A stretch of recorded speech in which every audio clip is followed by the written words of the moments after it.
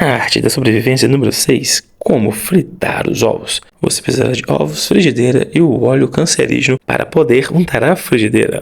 É claro, também a espátula para poder mexer os ovos. Lá ele. Vamos acender o fogo. Ligue o gás. Arrisque o isqueiro. Bom, tem hora que não vai pegar uma benção. Aí pegou, glória a Deus. Coloca a frigideira no fogo, jogue o óleo e dê aquela espalhadinha com a espátula para poder untar. Quebre os ovos e coloca na frigideira. Pega aquele só, dá aquela pitada generosa. Aquela lavadinha nos dedos que não pode faltar. Depois de minutinhos, dá uma viradinha, pronto. Mas tá pronto. Basicamente é pra comer já. Vamos voltar meus dotes culinários aqui, ó. Vou virar o ovo na frigideira aqui, ó. Presta atenção. E foi. Nos comentários tem mais vídeos aí da arte da sobrevivência. E o próximo eu vou ensinar como comer o pão com ovo.